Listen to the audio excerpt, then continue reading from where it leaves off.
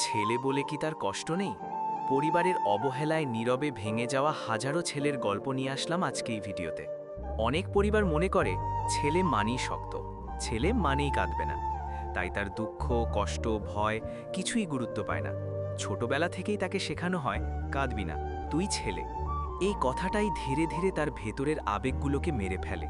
সে কাঁদতে চাইলেও পারে না, বলতে চাইলেও বলতে পারে না। ছেলেদের খুব অল্প বয়স থেকেই বলা হয় তুই সংসারের ভরসা, কিন্তু সেই ভরসার পেছনে কতটা মানসিক চাপ কাজ করে সেটা কেউ বোঝে না।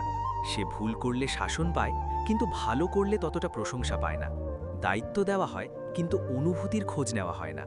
দেখ, অমুকের ছেলে কত ভালো করছে, এই তুলনাটা অনেক ছেলের আত্মবিশ্বাস ধ্বংস করে দেয়।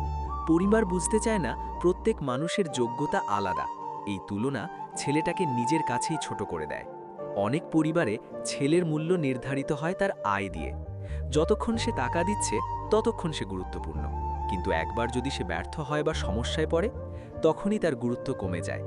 এতে সে মনে করে আমার ভালোবাসা না, আমার টাকাটাই দরকার ছিল।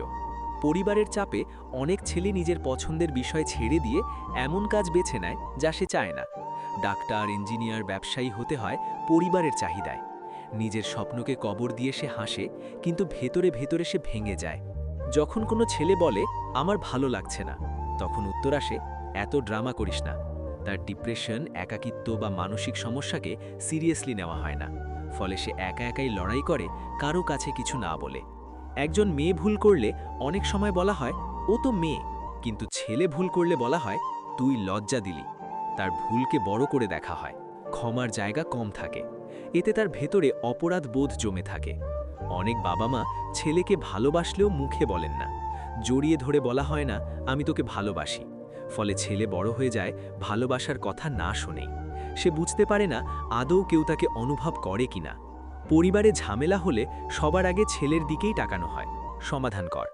সে নিজের কষ্ট ভুলে সবার সমস্যা মেটাতে চায়, কিন্তু তার নিজের সমস্যার সমাধান কে করবে? সে হয়ে যায় পরিবারের নীরব সৈনিক। অতিরিক্ত অবহেলা, চাপ আর অপ্রকাশিত কষ্ট একসময় ছেলেটাকে চুপ করে দেয়। সে আর কিচ্ছু বলে না, হাসে কম, কথা কম বলে। বাইরে থেকে শক্ত দেখালেও ভেতরে ভেতরে সে অনেক আগেই ভেঙে গেছে।